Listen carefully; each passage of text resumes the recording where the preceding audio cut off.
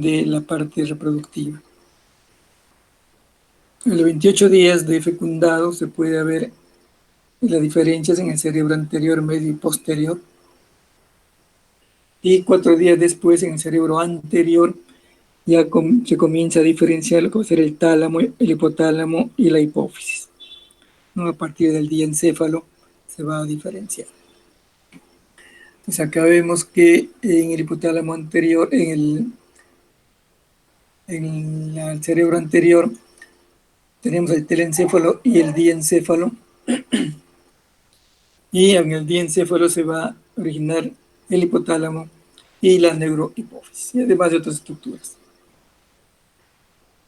Ya vemos, ya a las 8 semanas ya comienza a ser un poco más claro, que se puede identificar el hipotálamo, el tálamo, y comienza a diferenciarse el quiasma óptico y el infundible, ¿no? Entonces a los 2 meses ya casi está diferenciado el cerebro anterior. La hipófisis, ya hemos mencionado que la neurohipófisis se deriva del cerebro anterior, del diencéfalo, y la adenohipófisis se va a originar del techo de la boca. El epitelio del techo de la boca va a haber una evaginación que se llama la bolsa de Rathke. Esta evaginación se va a separar del techo de la boca y se va a venir a la vecindad de la neurohipófisis, originando la hipófisis.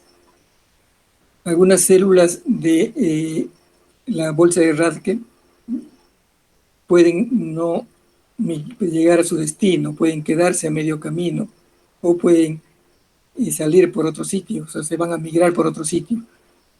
Y las células que se originan de la bolsa de Rathke y que no van a ir hacia la adenohipófisis van a formar posteriormente un tumor embrionario que se llama el craniofaringioma. Es un tumor que se va a derivar de las células de la bolsa de Rathke que no migran en forma adecuada con el resto de la hipófisis anterior. Vemos la anatomía, que es claramente el hipotálamo, el infundíbulo y la hipófisis, que tienen todos los núcleos del hipotálamo. En el hipotálamo es el cerebro primitivo, donde están los centros de supervivencia primitivos, hambre, sed, sueño, respiración, etc. Están localizados en el hipotálamo. Entonces ahora vamos a ver la diferenciación sexual normal, que es la introducción al tema que nos toca ahora. Entonces hay varios procesos en la diferenciación sexual normal. En primer lugar, el establecimiento del sexo cromosómico en la fertilización. Entonces, el óvulo tiene cromosomas XX y el espermatozoide XY. Entonces, cuando se junta un X con un X va a dar el sexo cromosómico XX y un X con un Y va a dar el sexo cromosómico XY. Luego, por una serie de procesos que vamos a ver, se va a desarrollar una gonada indiferenciada, donde va a ser invadido por las células germinales. Las células germinales invade la cresta gonadal y va a dar una gonada indiferenciada. Y luego esta gonada indiferenciada se va a diferenciar hacia testículos u ovarios. Y lo mismo va a haber una diferenciación de los conductos internos y genitales externos, que también inicialmente son genitales externos indiferenciados y posteriormente se diferencian hacia genitales externos femeninos o masculinos. Entonces hay varios eventos que intervienen en el desarrollo sexual adecuado. Acá vemos algunos genes que están comprometidos en la diferenciación sexual. Hay muchos genes.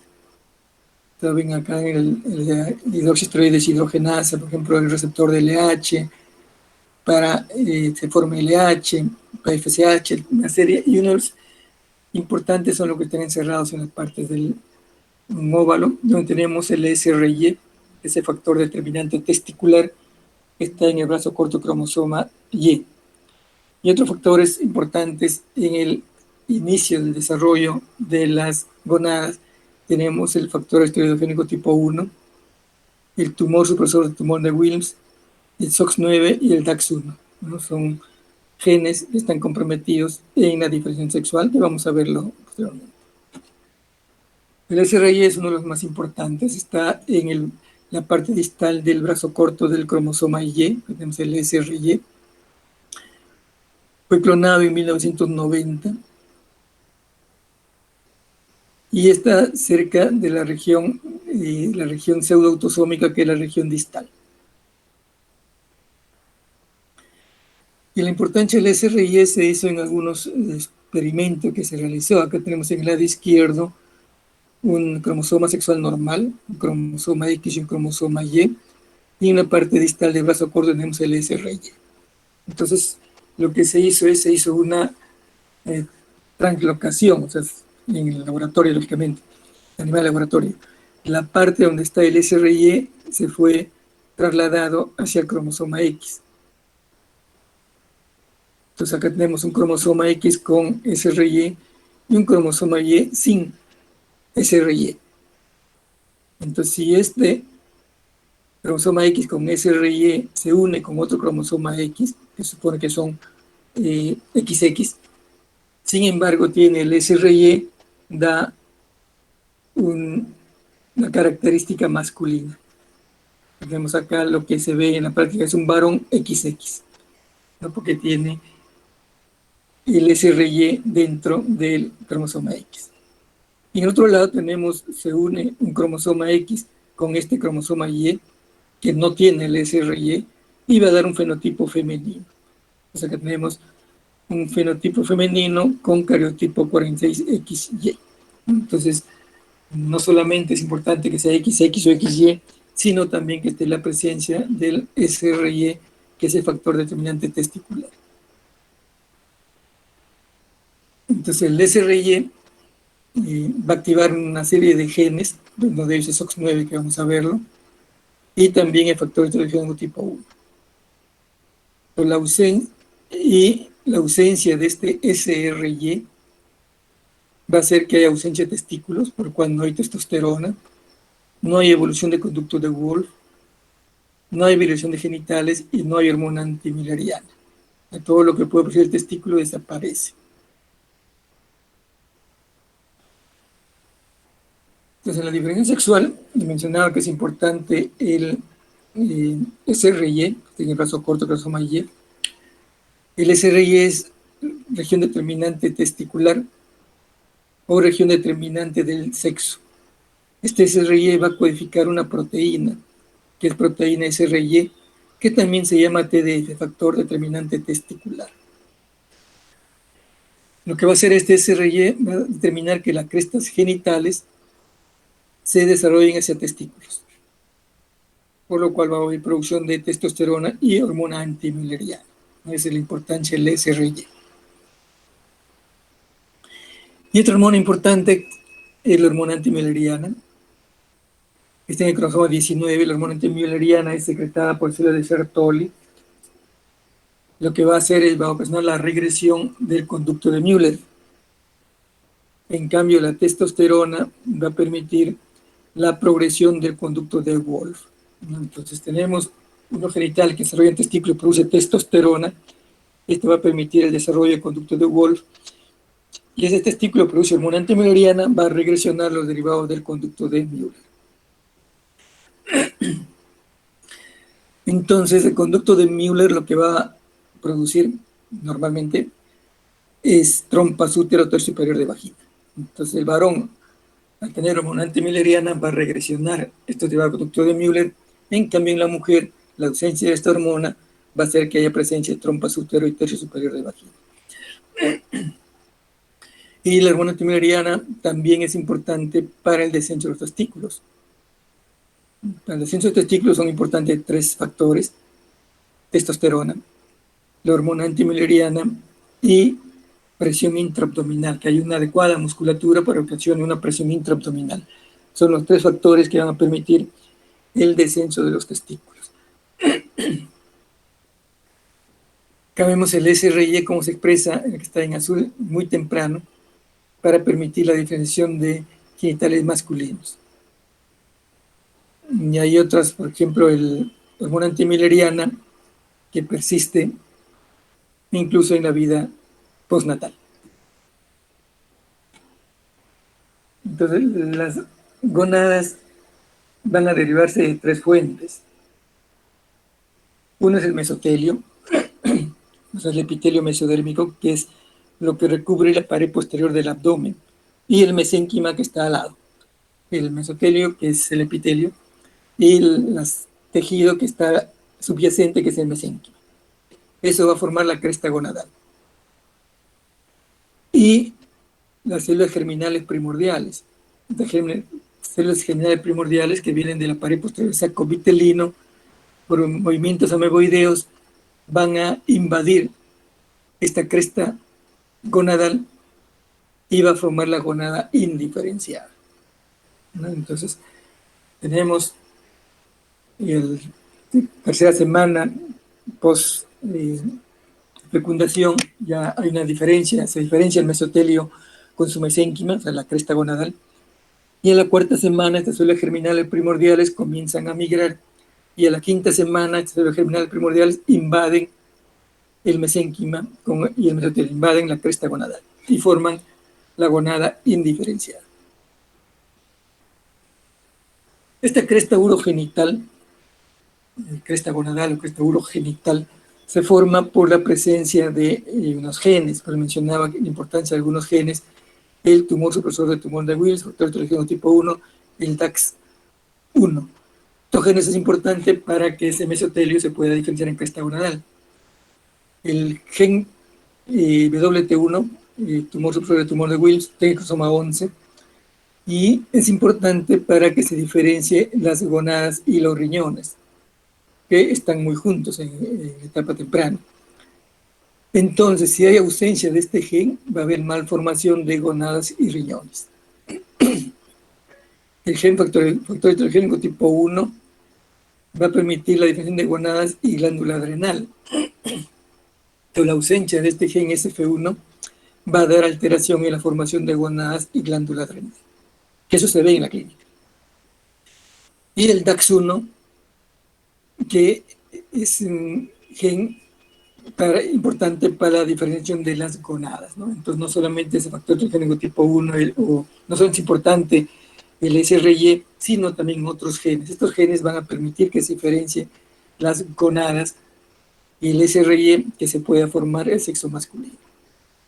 Entonces, la ausencia, la alteración de cualquiera de estos genes va a dar lo que se llama la disgenesia gonadal, en la que va a haber malformación no solamente de la gonada, sino también de riñones y glándulas adrenales. Acá tenemos para graficar, tenemos el mesodermo intermedio y se va a formar los derivados del conducto de Müller por un lado y derivados del conducto de Wolff por otro lado. Los derivados del conducto de Müller para el sexo femenino y conducto de Wolff sexo masculino. Entonces, si hay deficiencia de estos genes, el WNT o el OXA9, va a haber agenesia mülleriana. No va a haber formación de conductos de Müller. Entonces, vamos a tener una mujer sin derivados del conducto de Müller, el síndrome de Rokitansky, ¿no? Entonces, que no hay útero, no hay trompas, pero es mujer completamente femenina. Hay ovarios, pero no hay derivados del conducto de Müller, y por deficiencia de estos genes. Y por otro lado, hay una serie de genes que están acá, el GATA4, factor heterogéneo tipo 1, para que se formen. Acá tenemos la glándula adrenal, el riñón primitivo y la gonada, ¿no? Entonces vemos que están muy juntos. Entonces, cuando hay deficiencia del factor heterogéneo tipo 1, va a haber agenesia gonadal y agenesia adrenal. Cuando hay deficiencia de WT1, va a haber agenesia renal y agenesia gonadal. Entonces ya vamos dando cuenta de estas alteraciones genéticas qué cuadro clínico van a llevar. Si hay exceso del DAX1, va a haber disgenesia gonadal mixta, que son gonadas con alto potencial de malignidad. Si hay deficiencia del SOX9 o el SRY, va a haber disgenesia gonadal pura. ¿Qué se diferencia de la gonadal mixta de la pura? Que en la pura el cariotipo es 46XX o 46XY. En cambio, en la mixta es un mosaico. Entonces acá tenemos el mesodermo intermedio. Por expresión de algunos genes se va a formar la gonada bipotencial y por efecto del SRY y SOX9 se va a formar testículos.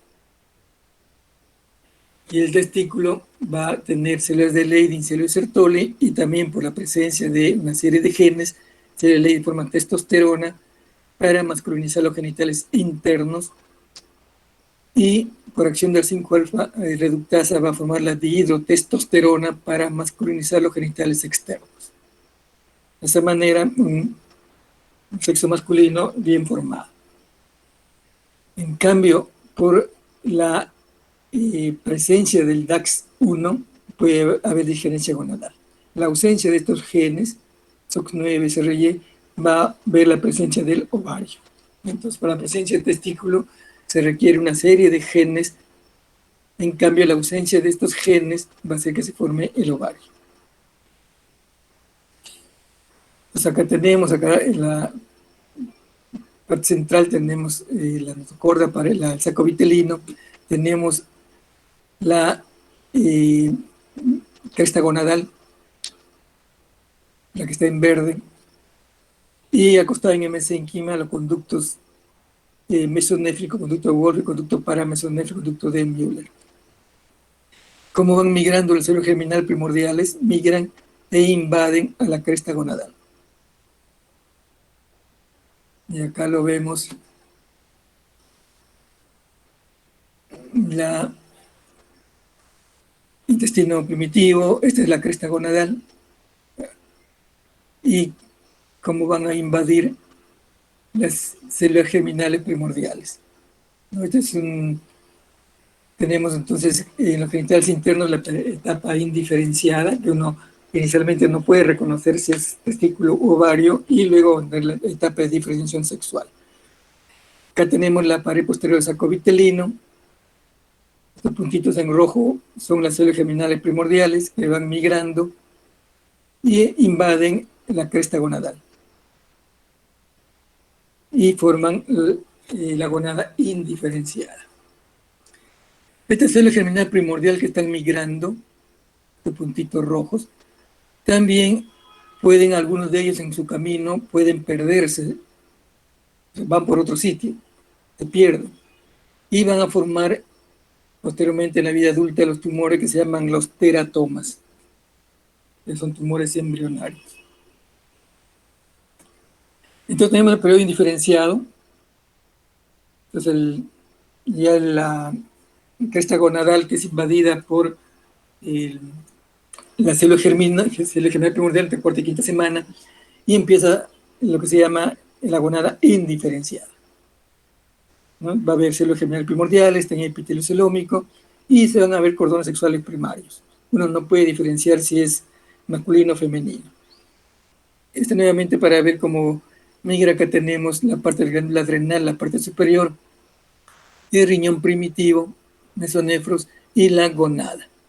Entonces, en la cercanía, por eso que alteraciones genéticas dan malformación en estos sitios. Y de la pared posterior del saco vitelino, como va migrando el célula germinal primordial hasta invadir la cresta gonadal. Acá ven, vienen célula germinal primordial, la cresta gonadal, invaden y se forman los cordones sexuales primitivos, y esta es una gonada indiferenciada, que va a tener tanto los derivados, el conducto de Müller como el conducto de Wolff.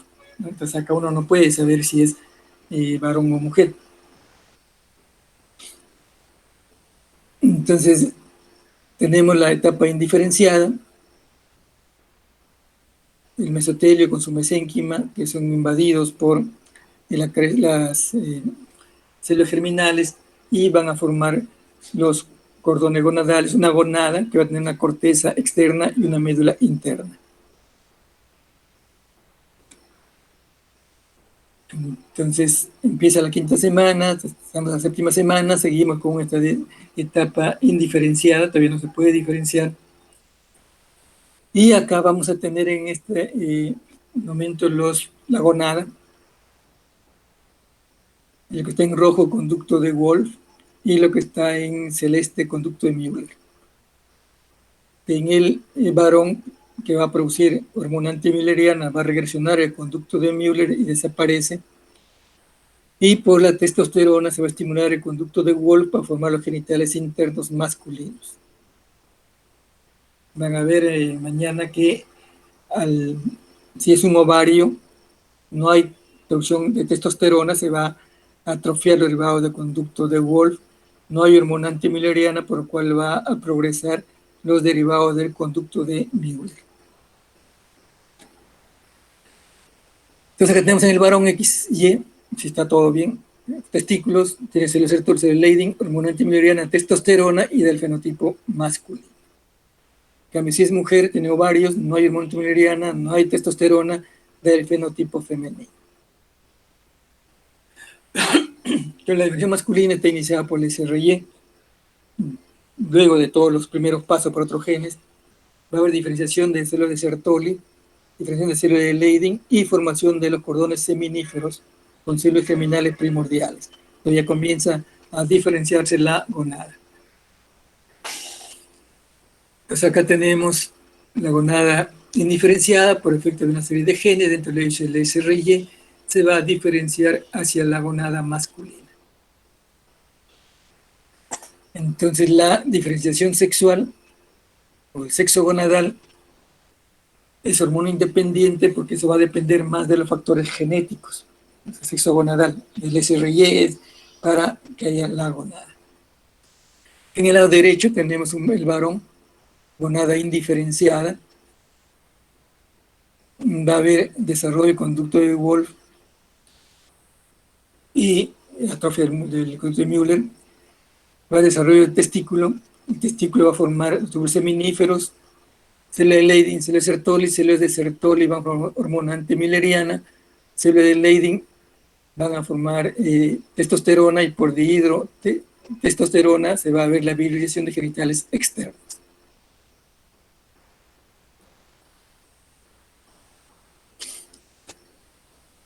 Entonces, el conducto de Wolff va a originar epidídimo, conducto deferente y conducto eyaculador. Esos son los que van a ser formados a partir del conducto de Wolff que está cerca del riñón mesonéfrico. Entonces, nuevamente, cromosoma Y, gen SRY, factores de testículos, va a hacer que los cordones gonadales pasen a formar cordones seminíferos y se diferencie el testículo. SRY, acá vemos ya el testículo, se empiezan a diferenciar, condensación de cordones gonadales, se va a formar el retetestis, túnica albuginea y ya tenemos un testículo formado. O sea, el testículo se va a separar del mesonefros, que hemos visto que están muy juntos el conducto con el testículo con mesonefros, y se va a suspender en su propio mesenterio. Acá ya se ve el testículo ya se va formando, aquí tenemos la corteza que habíamos mencionado y la médula.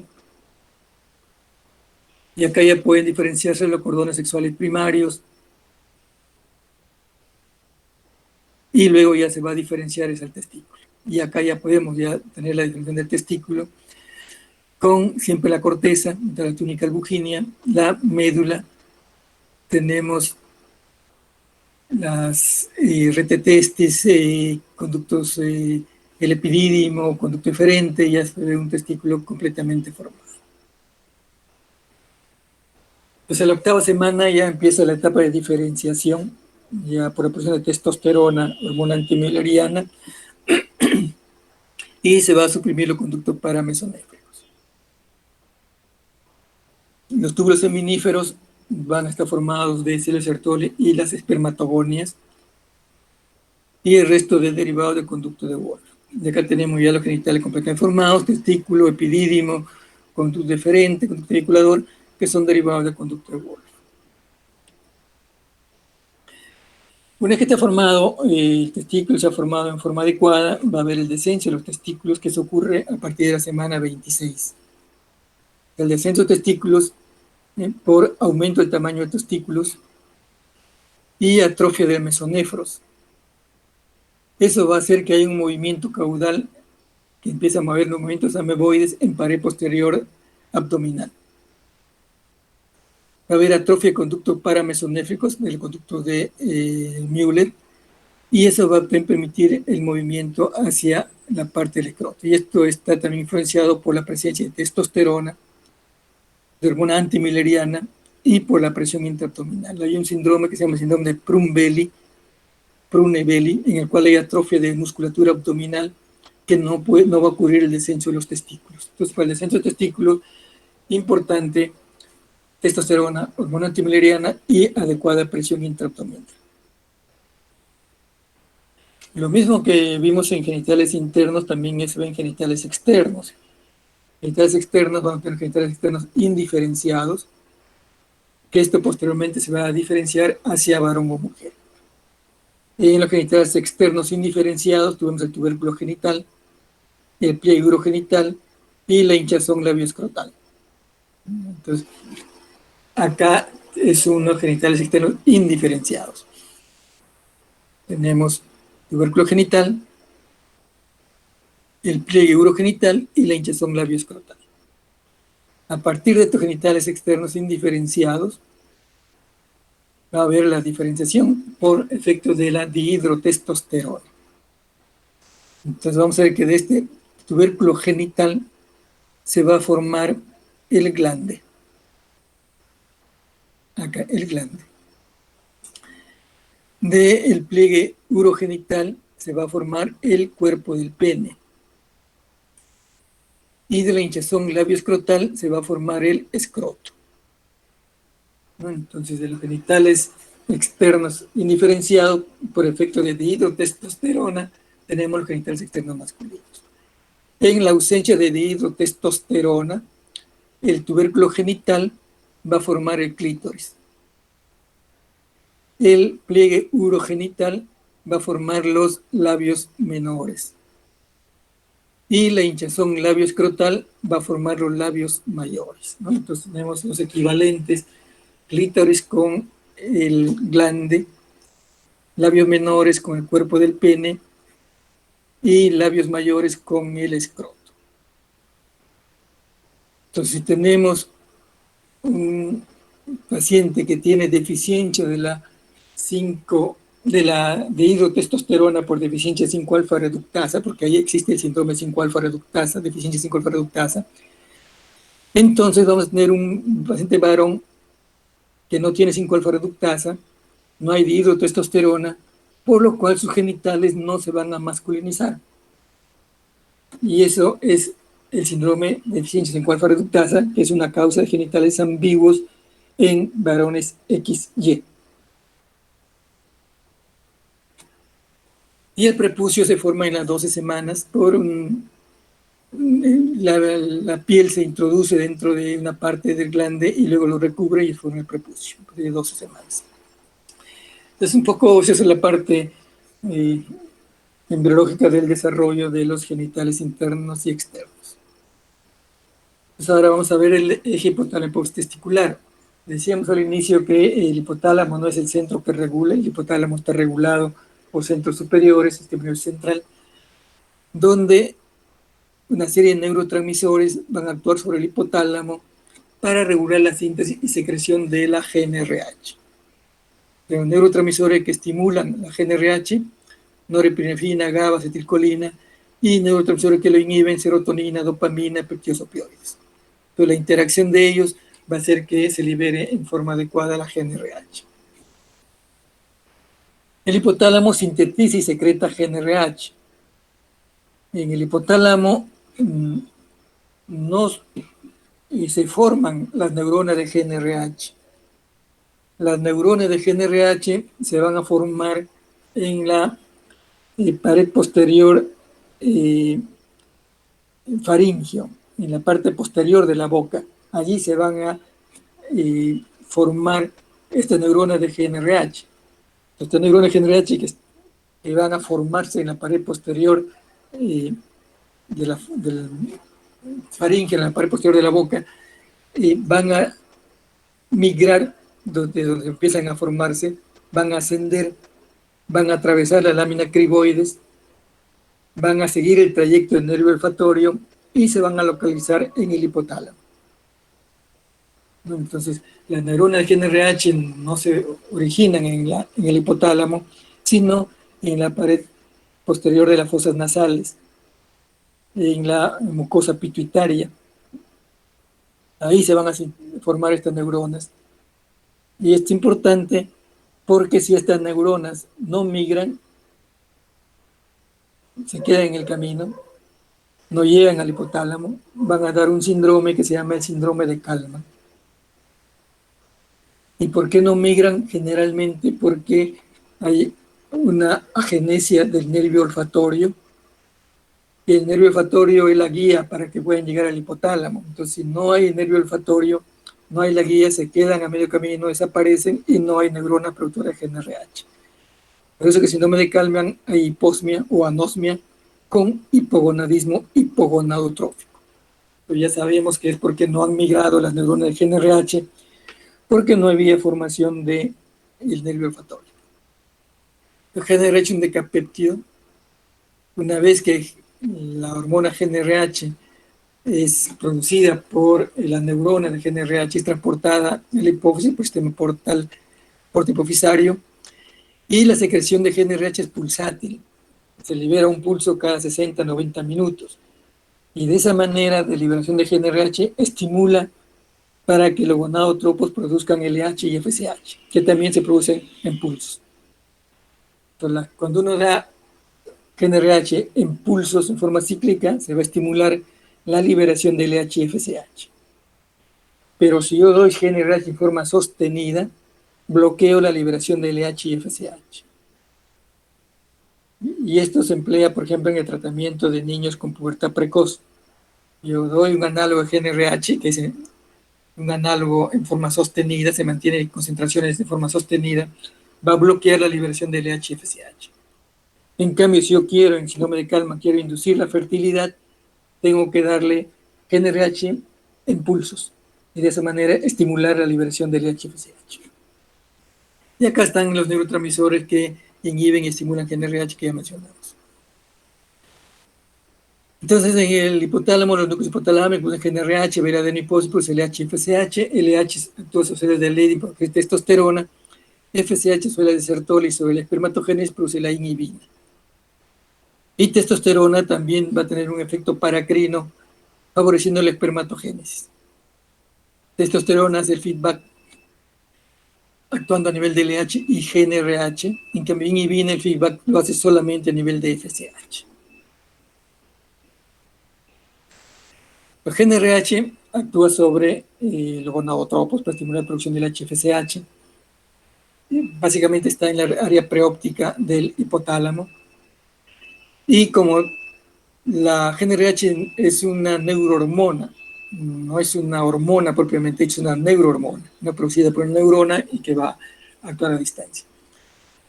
Va a ocupar sus receptores específicos en la adenohipófisis y por el proceso de movilización de calcio, de ingreso a calcio, va a liberar LH y FSH. Y acá tenemos la neurona del hipotálamo, producen GNRH, se libera en el sistema venoso portal, van a ir a la adenohipófisis, encuentran su receptor y van a producir la liberación de la hormona.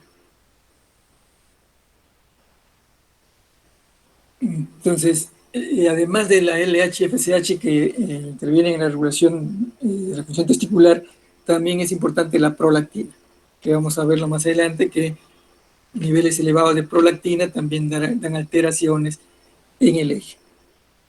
Entonces, la síntesis y secreción de LH y FSH son estimuladas por GNRH cuando está en forma pulsátil y es regulada de negativa por las hormonas testiculares.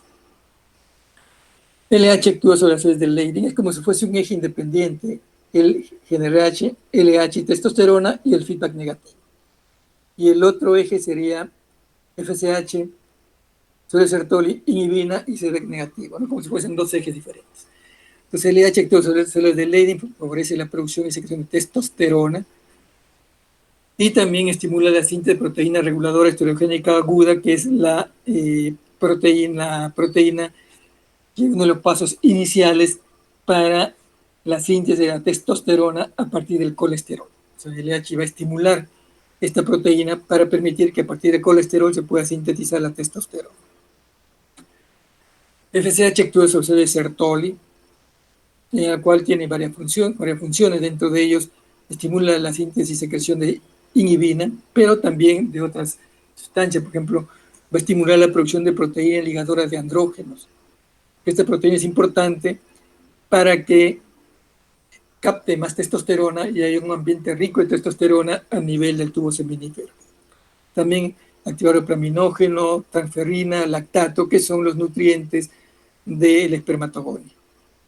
Y además estimula el crecimiento de tubos seminíferos. La testosterona inhibe LH y GnRH, y mencionaba que la inhibina solamente inhibe FSH, no inhibe GnRH. Y como fuesen dos ejes, GnRH, LH, cerebral Leydig, tubos seminíferos, testosterona y FAG negativo. Por la FSH actúa sobre el testículo, sobre la espermatogonia, produce la inhibina y ejerce feedback negativo. Y esta es una otra manera de graficarlo, simplemente lo mismo. Va a ver que el testosterona va a tener feedback negativo tanto a nivel de la hipófisis como el hipotálamo, en cambio inhibina solamente a nivel de la hipófisis. Entonces, LH me mencionaba que va a estimular la síntesis de la testosterona. Entonces viene LH, se une a su receptor, está en las células del Leydig, y a partir del colesterol va a sintetizar testosterona. La testosterona se va hacia la sangre y también la testosterona va a cruzar hacia los túbulos seminíferos. Acá tenemos una célula Sertoli y acá tenemos las espermatogonias. La testosterona ingresa hacia la célula Sertoli, donde vemos que FSH tiene su receptor, va a activar una serie de factores, dentro de ellos proteína ligadora de andrógenos, la inhibina, también la aromatasa, para que la testosterona se convierta en estrógenos y esto regresa hacia el cel de Leydig.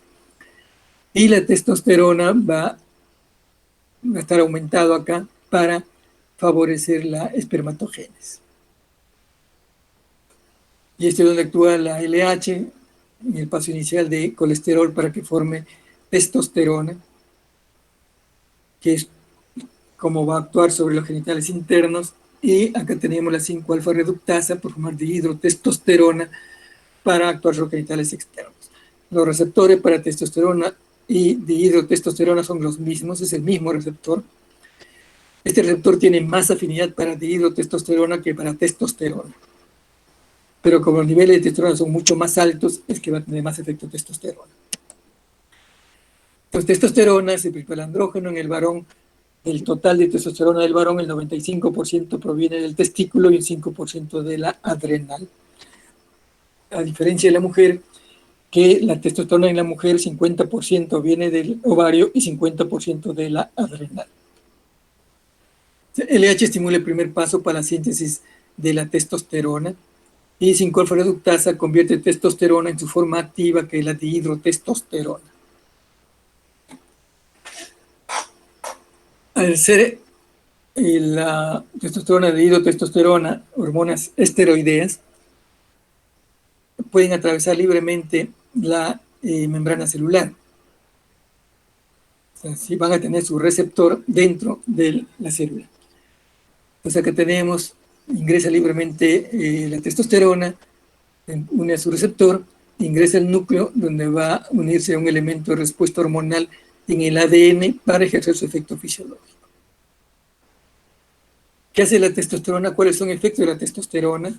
Diferenciación a partir del conducto de Wolff hacia epidídimo, conducto deferente y vesículas seminales. Va a producir el estirón de la pubertad y el cierre epifisario. Si no hay testosterona, no se cierra el cartílago y siguen creciendo. Aumento de masa muscular.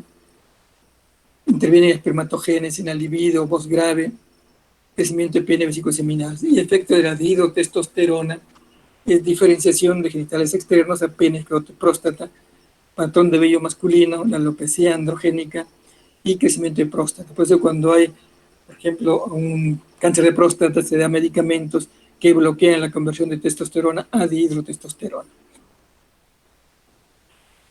Los testículos ya hemos mencionado cuáles son sus efectos. Acá vemos, tienen las túbulos seminíferos y tenemos las células intersticiales donde están las células de Leydig. En las células intersticiales tenemos células de Leydig, macrófagos, vasos sanguíneos, y acá tenemos los túbulos seminíferos donde están células geminales y células Sertoli. Acá tenemos los células de Leydig, vasos sanguíneos, y acá tenemos una barrera, que es la barrera hematotesticular, formada por fibroblastos, tejido epitelial, que va a separar los túbulos seminíferos del células de Leydig.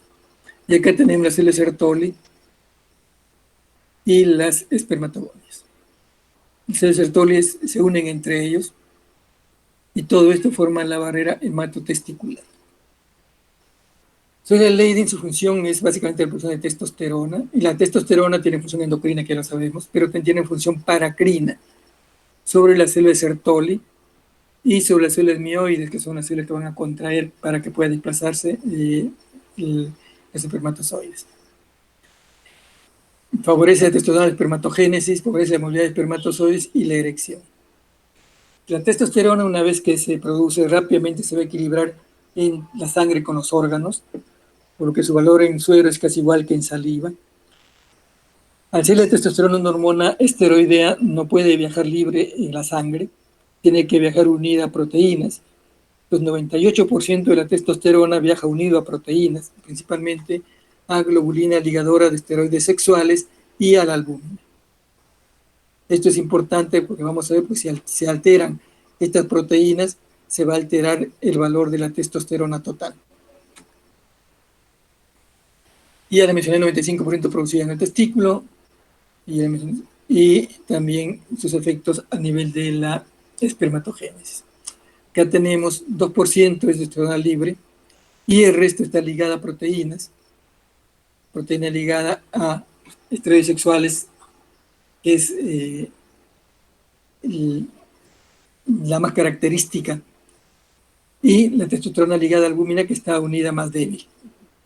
La unión más fuerte es la albúmina ligadora de esteroides sexuales. Entonces podemos tener algunas condiciones en las cuales disminuyen la globulina ligadora de esteroides sexuales, por lo cual, si hacemos un examen de testosterona total, vamos a tenerlo bajo.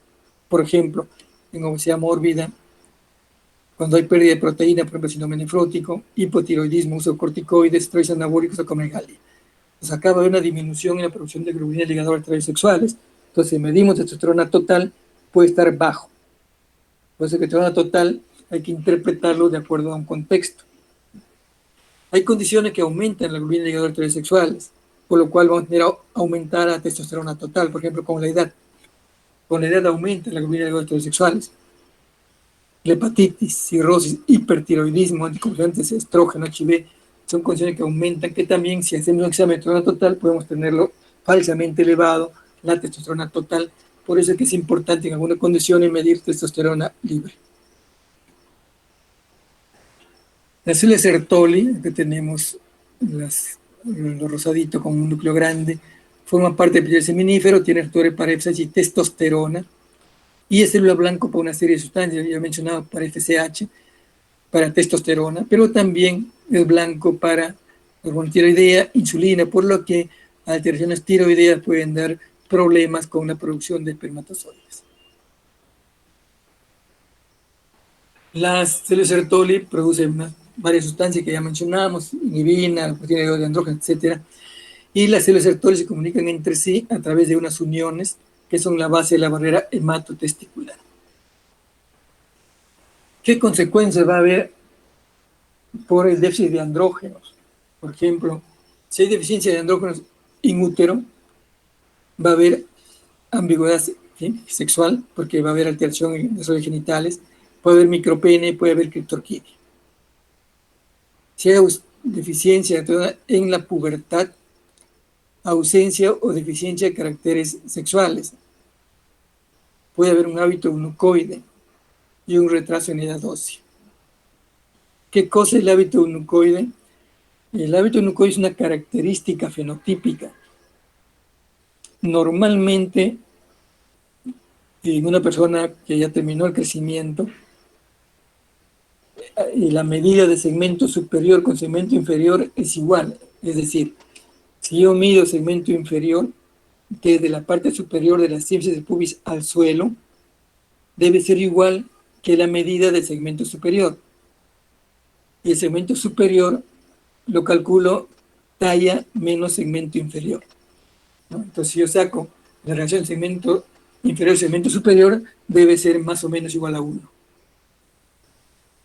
Lo mismo si yo mido la envergadura, entonces, con los brazos extendidos, mirando hacia la pared, yo le hago la medida de los dedos más lejanos. Esa medida debe ser más o menos igual a la talla. Sin embargo, si nosotros tenemos un segmento superior mayor que el segmento inferior, pero un segmento inferior mayor que el segmento superior, o una envergadura mayor que la talla, estamos hablando de un hábito eunucoide. Entonces, hablamos de eunucoidismo o hábito eunucoide cuando el segmento inferior es mayor que 5 centímetros que el segmento superior y la envergadura es mayor de 5 centímetros que la talla. ¿Qué importancia tiene esto? Esto me dice que es un hábito eunucoide y esto me dice que el hipogonadismo es prepuberal, porque no permitió que se cierren los cartílagos y los huesos largos siguieron creciendo. Pues si yo tengo un individuo con una característica de un hábito eunucoide, yo ya puedo sospechar que tiene un hipogonadismo prepuberal. Al contrario, si tengo un sujeto con hipogonadismo sin hábito eunucoide, yo puedo sospechar que el hipogonadismo es postpuberal. Me parece importante ver el hábito eunucoide. Y la deficiencia de testosterona en el adulto pues va a dar una serie de características: disminución de la libido, impotencia sexual, infertilidad, osteoporosis, anemia, etcétera, que son deficiencias de testosterona. Entonces vamos a hablar del hipogonadismo. Acá tenemos en la parte izquierda lo normal, GnRH, LH, FSH, y se produce en la gonadotrofina, se produce en los esteroides sexuales normales. Cuando hay una deficiencia, una afectación del testículo, por un daño testicular, entonces disminuye testosterona, disminuye inhibina, lo cual va a hacer que aumente LH y aumente FSH. Entonces, esto llamamos un hipogonadismo primario o hipergonadotrófico.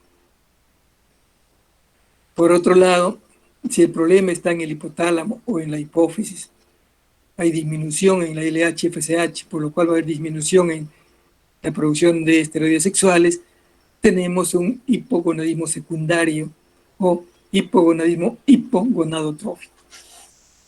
Entonces ya no se habla de un hipogonadismo terciario, sino el secundario en general, tanto por hipófisis hipotálamo, se llama hipogonadismo hipogonadotrófico. El hipogonadismo es un síndrome clínico que resulta por falla de los testículos para producir niveles adecuados de testosterona y el número adecuado de espermatozoides, debido a alteración en el eje hipotálamo hipófisis gonadal. Entonces, el hipogonadismo se clasifica en 3 grandes grupos: el hipogonadismo hipogonadotrófico, el hipogonadismo hipergonadotrófico y el retraso constitucional de crecimiento y desarrollo, que es una variante de anormalidad, pero hay que diferenciarlo del hipogonadismo hipogonadotrófico. Entonces, las manifestaciones clínicas del hipogonadismo dependen del momento de aparición del hipogonadismo. Ya le mencionaba, si hay hábito eunucoide es el prepuberal. Vamos a hablar del hipogonadismo primario hipergonadotrófico, que el problema es a nivel testicular. Aquí tenemos las causas, muchas causas: síndrome Klinefelter, varón XX, entonces ahora sí ya entendemos qué cosa es un varón XX, ya explicamos. Otra serie de síndromes: síndrome de Noonan, distrofia congénita, síndrome de testículos evanescentes, síndrome de Soros-Sertoli y otra serie de entidades que vamos a conversar.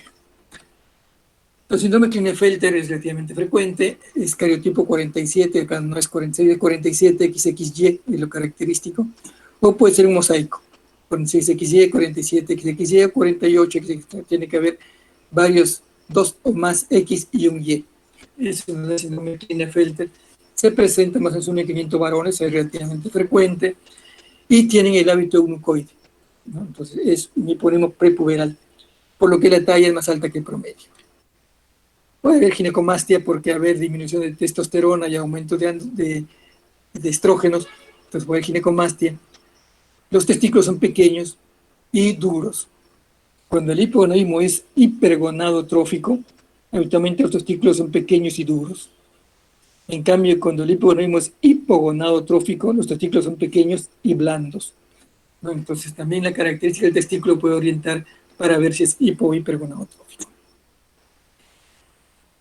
La testosterona es normal, la baja, o sea, más se va a afectar los túbulos seminíferos, por lo cual FSH se incrementa más que LH, porque más se afecta a los túbulos seminíferos.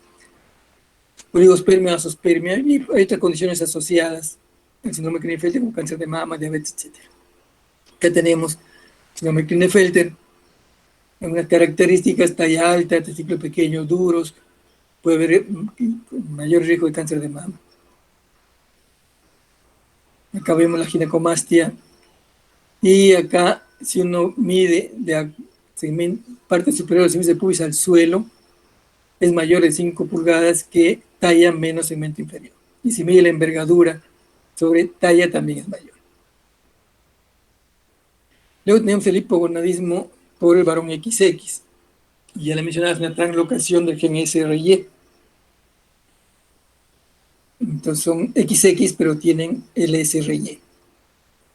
Menor talla que el promedio, inteligencia normal, testes pequeños y azoospermia. Muchas veces estos varones XX son fenotípicamente varones y van a la consulta por infertilidad. Y le hacen el estudio y le encuentran un cariotipo 46XX. Y le hacen el estudio del SRY y encuentran el SRY positivo, ¿no? Es el varón XX. Síndrome de Noonan, ustedes ven acá la figura, esto recuerda mucho al síndrome de Turner, por lo que antiguamente el síndrome de Noonan le llamaban Turner masculino. Este término ya no se emplea porque Noonan también se encuentra en mujeres. Entonces son síndrome de Noonan 46XY, puede haber también Noonan 46XX. Lógicamente ahí sí hay que diferenciarlo si es un Noonan o es un Turner.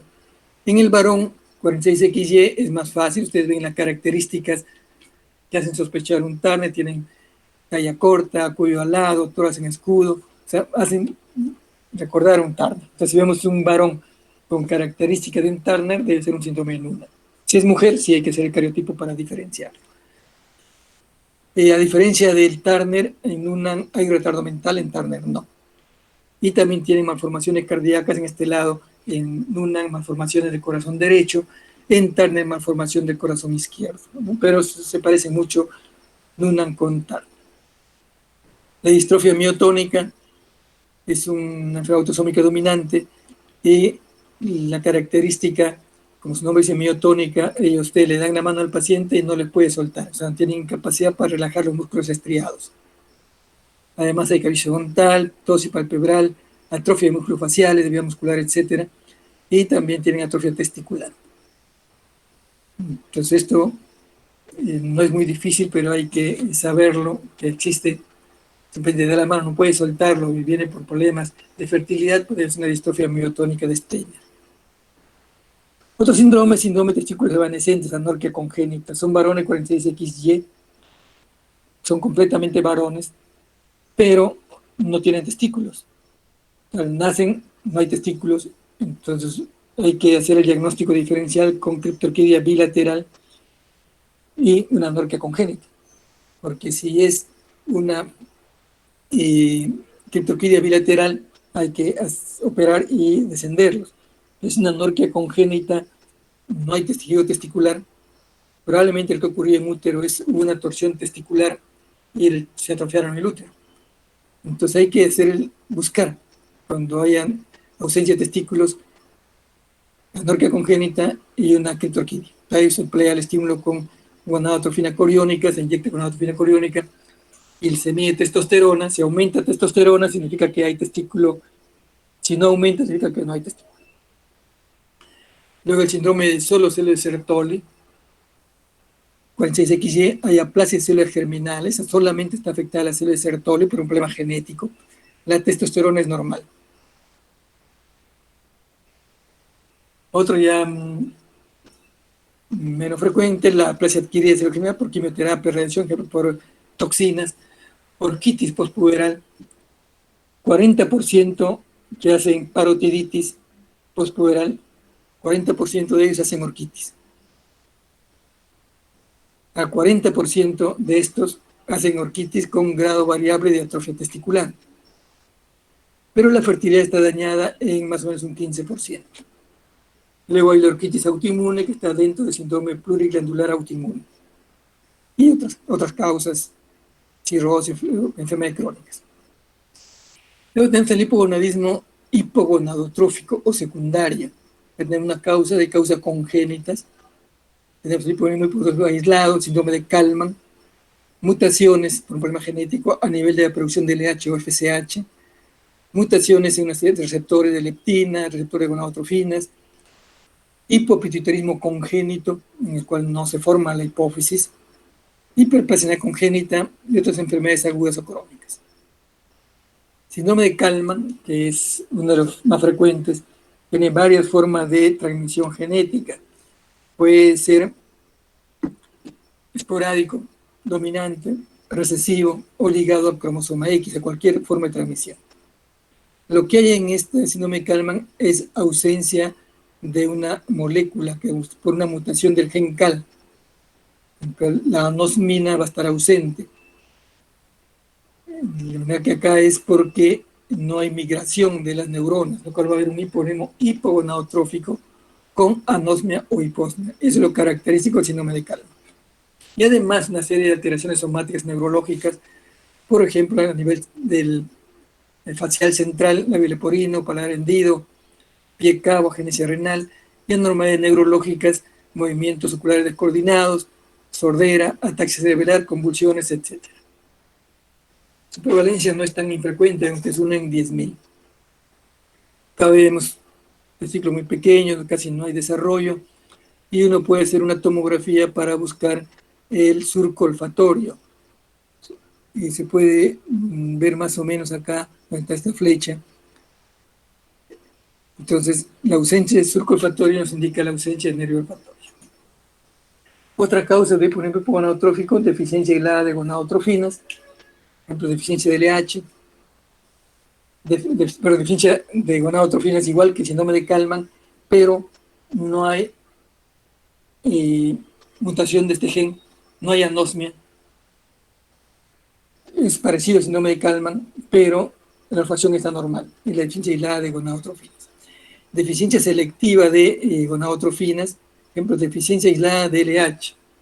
Es por un problema genético, no hay LH. Él se llama síndrome del eunuco fértil, en el cual la virilización está ausente porque no hay LH, pero sí hay FSH, por lo cual sí hay espermatogénesis. O la deficiencia aislada de FSH, en la que la virilización está normal, pero los testes están pequeños y hay oligospermia o oospermia, ¿no? Puede haber deficiencia de cualquiera de estas hormonas LH o FSH. Otra enfermedad ocasionada por el DAX1, cuando es problema de la glándula adrenal con problema de la gonada, he mencionado problemas de gen DAX1. Y otros síndromes genéticos que uno tiene que reconocer como parte del hipogonadotrófico son síndrome de Prader-Willi, Lorem-Munbil, síndrome de Rutten-Hide múltiple, que vamos a ver. El síndrome de Prader-Willi, que hay que reconocerlo. Pues la característica del síndrome de Prader-Willi son niños o cuando son adultos tienen obesidad y talla corta. Su característica es que tienen manos y pies pequeños y la frente estrecha y retardo mental. Eso es Prader-Willi. Lorem-Munbil también tienen talla corta, retardo mental, obesidad. Y una característica que tienen polidactilia. Ustedes ven acá tienen 6 dedos. Y síndrome de Lentighide múltiple tienen múltiples nevus. Entonces uno puede reconocer examinando al paciente. Y causas adquiridas de hipovolemia hipogonadotrófico e hiperprolactinemia. Terapia con análogo de GnRH, que ya he mencionado cómo actúan los análogos de GnRH. Terapia con glucocorticoide, que va a bloquear la liberación del LH-FSH, cualquier enfermedad crónica, masas pituitarias, enfermedades infiltrativas, cirugía celular, etcétera, que va a afectar toda la hipófisis y como parte de ello va a haber un hipogonadismo. La hiperprolactinemia, que ya la han visto, tiene muchas causas. Dentro de ellos están los prolactinomas, otras enfermedades, el hipotiroidismo primario, enfermedad renal crónica. La prolactina alta daña la liberación pulsátil del LH. Entonces, al dañar la liberación pulsátil del LH, va a haber disminución en la secreción de testosterona. Entonces, básicamente, puede haber otros mecanismos también que actúan a nivel del propio testículo. Y vamos a hablar de otro término que es el hipogonadismo masculino debido a defectos en receptores. Nosotros hemos visto que GnRH va a producir liberación de LH, FSH, LH produce la liberación de testosterona, esto se va a ir a formar dihidrotestosterona. Pero para que actúen tienen que unirse a su receptor. Todo puede estar bien, pero ¿qué pasa si no hay receptores para testosterona? Esto nos va a dar el hipovolemia masculino debido a defectos en receptores de andrógenos, lo que se llama el síndrome de insensibilidad a andrógenos. Todo está bien, pero no hay receptores. Entonces no lo va a reconocer las células a la testosterona y no va a haber efecto. El síndrome de insensibilidad a andrógenos, entonces ya hemos mencionado cuáles son los efectos de la testosterona, que no se van a producir si no hay receptor. Entonces, puede incluso, el receptor puede estar bien y los eventos por receptor pueden estar alterados. Entonces, el síndrome de insensibilidad a andrógenos puede resultar en daño de alguno de los pasos en la androgenización, lo que es requerido para activar el receptor. Entonces, puede haber lo que se llama el síndrome de insensibilidad completa, lo que se llamaba la feminización testicular, no hay nada de receptores para testosterona, o hay una cantidad parcial, que es el síndrome de insensibilidad parcial a andrógenos. Hay varios nombres, CAIS, PAISMA, etc. Pero es el síndrome de insensibilidad a andrógenos completa o parcial. El cariotipo, el 46XY, justamente porque tiene todo está bien, todo actuado, tiene testículos, produce testosterona. Entonces los niveles de testosterona habitualmente son un poco elevados, postpuberal, porque al no haber receptores, el feedback no se va a dar y va a aumentar el flujo de testosterona, lo mismo que LH y estradiol. Acá tenemos, ¿qué ocurre si no me de andrógenos? No hay receptores, entonces la testosterona no actúa y esta testosterona se va a aromatizar y la testosterona va a formar estrógenos. Entonces, si tenemos cariotipo 46XY, pero no hay efecto de testosterona y hay aumento de estrógenos, entonces este individuo se va a feminizar. Por efecto de los estrógenos producida por el aumento de testosterona por el testículo, aumenta estrógenos, se va a feminizar. Y van a tener un fenotipo completamente femenino, teniendo un cariotipo 46XY. Acá tenemos dos ejemplos completamente femeninos. Hay buen desarrollo mamario, es un fenotipo femenino, por los niveles de estrógenos. Lo que siempre llama la atención en el examen físico es poco vello púbico y poco vello axilar porque no hay receptores para testosterona. Eso orienta el diagnóstico. Lo que orienta el diagnóstico es que vienen a la consulta por amenorrea primaria y tienen poco vello púbico y axilar. Eso es altamente sugerente de un síndrome de feminización testicular.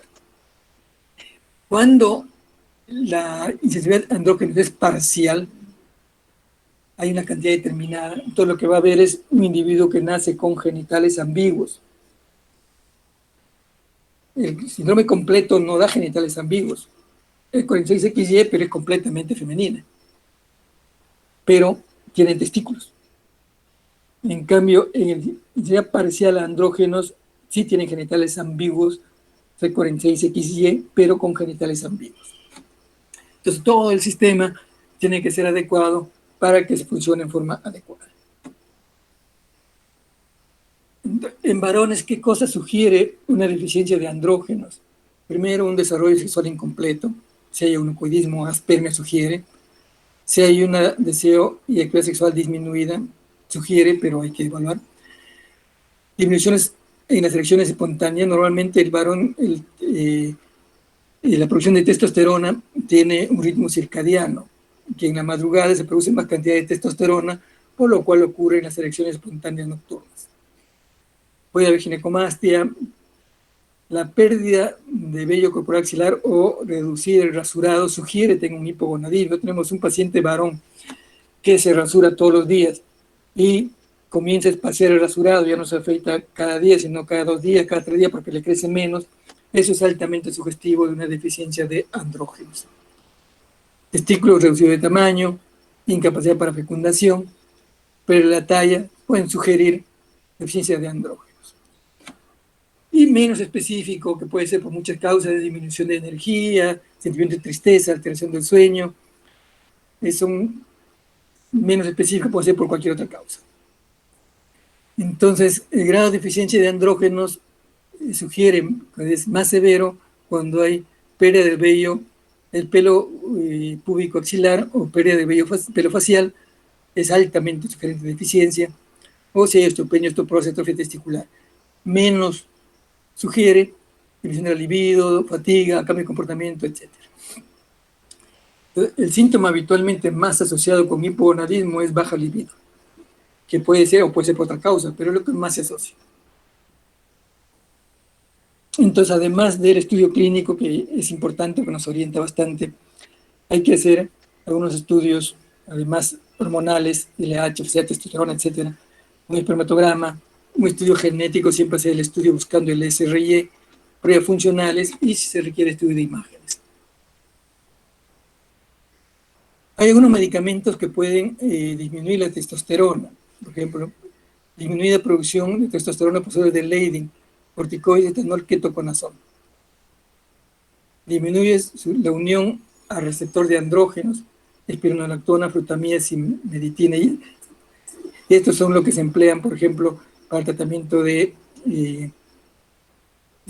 cáncer de próstata, aunque más importante es evitar la conversión de testosterona, que es la finasterida. Secreción disminuida de gonadotrofinas que actúan a nivel central, corticoides, estrógenos, prolactina alta, etcétera, pueden disminuir la producción de gonadotrofinas.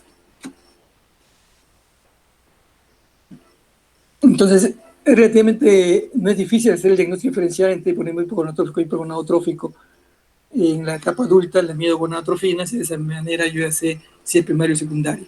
Pero cuando están en la etapa de la pubertad, sí es difícil diferenciar el hipogonadismo hipogonadotrófico de la pubertad tardía.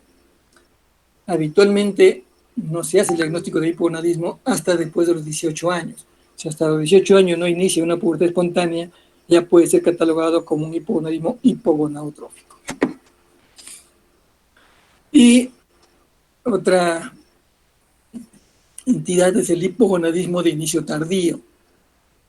Es un síndrome clínico y bioquímico asociado con la edad avanzada, caracterizado por síntomas típicos y una deficiencia en nivel de testosterona. Otro nombre que se ha dado a este hipogonadismo de inicio tardío es menopausia masculina, climaterio masculino, andropausia, síndrome Adams, síndrome AMS, son varios, ¿no? Pero actualmente el término que debe utilizarse es hipogonadismo de inicio tardío. ¿Por qué ocurre? Es por el propio envejecimiento del organismo. Todo el organismo envejece, también envejece el hipotálamo, por lo cual va a haber disminución de la neurona secretoria de GnRH, disminución de la diversión del neuropéptido Y, que es un péptido excitatorio para GnRH, receptores beta son menos funcionales con la edad, y disminución del contenido de norepinefrina hipotalámico con la edad, son neurotransmisores que tienen que ver con la liberación de GnRH. Y también hay envejecimiento de los testículos. Hay una disminución asociada a la edad en la esteroidogénesis testicular, Y con la edad, la concentración media de testosterona sérica disminuye y se pierde el ritmo circadiano. No es propio de la edad. Veo que entre los 39 y 70 años, testosterona libre disminuye 1.2% por año. Y también testosterona ligada al albúmina. Pero mencionamos que la edad es un factor por el cual aumenta la globulina ligada a esteroides sexuales. Entonces, esta globulina aumenta 1.2% por año.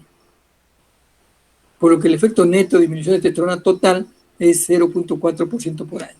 Entonces, por acá es más importante medir testosterona libre que total.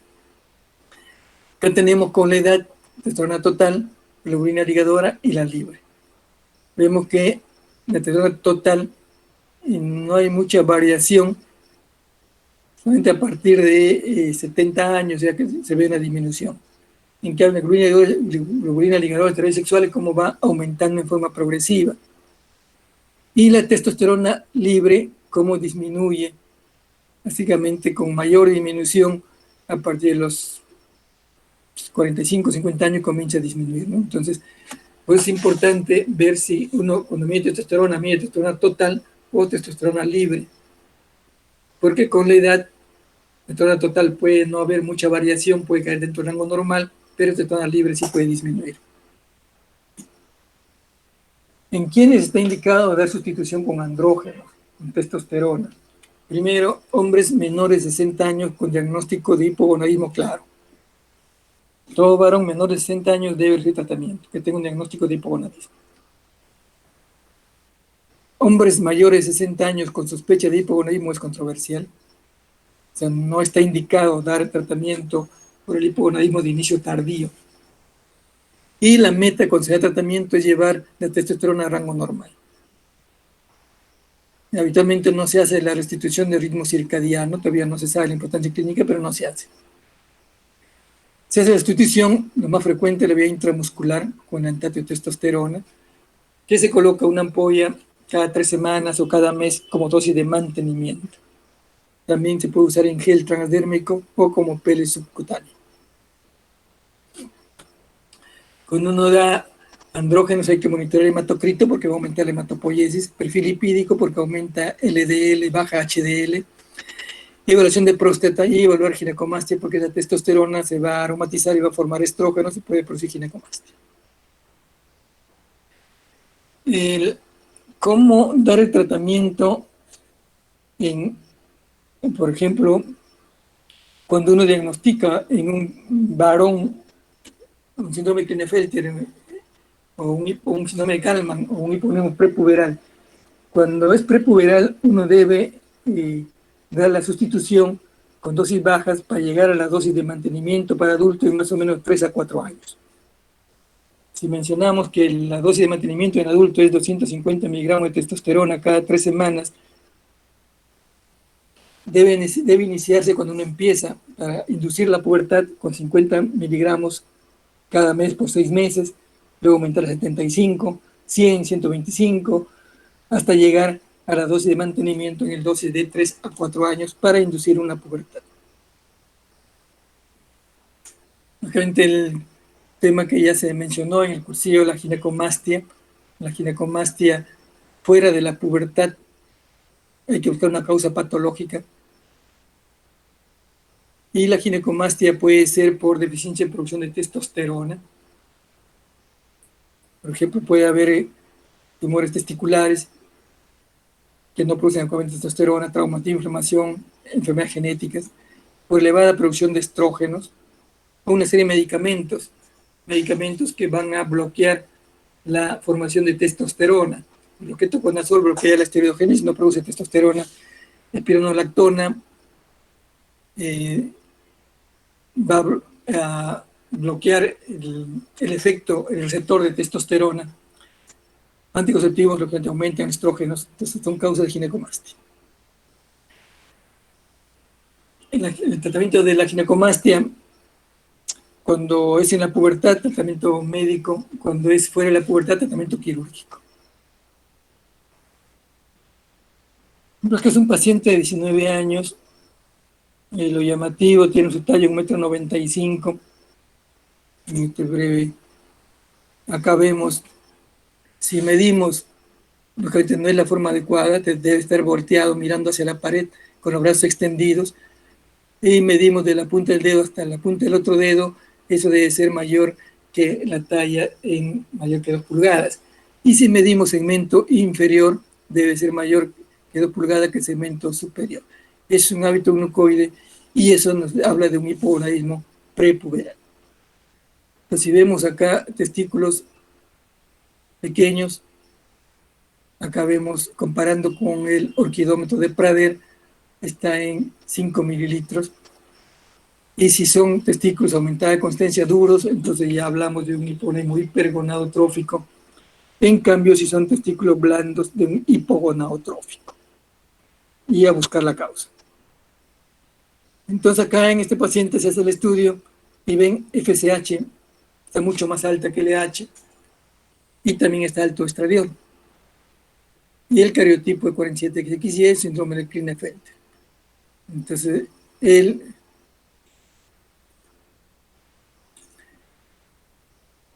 tratamiento en este caso es dar sustitución en forma progresiva de testosterona.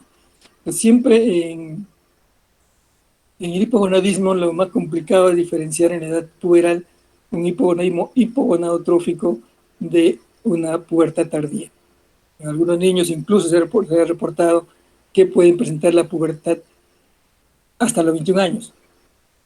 Pero lo que se recomienda es que hasta los 18 años esperar y luego de ello dar algún tratamiento para ver si se induce la pubertad, o en caso contrario dar tratamientos periódicos para el hipogonadismo y cada cierto tiempo suspender a ver si arranca la pubertad o no.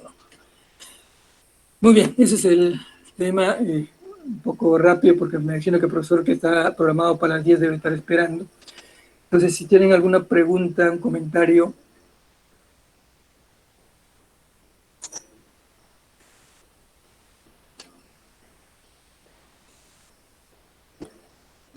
Simplemente yo estoy esperando la clase a partir de las 8, porque estaba programada la clase a las 8 de la mañana. Y nadie ingresó. Y no me avisaron tampoco que se había postergado la hora. Entonces yo asumo que el profesor yo en mi clase era de 8 a 10 y asumo que a las 10 viene el siguiente profesor con la clase. Entonces si hay algún cambio, deben avisar, porque me tienen una hora esperando que empiece la clase. Sí, doctor Valdivia, buenos días. Soy el delegado. Me disculpo personalmente, hubo una confusión. Sin embargo, ya coordiné con el doctor Paz, para mover su conversatorio. Más bien disculpe, de verdad.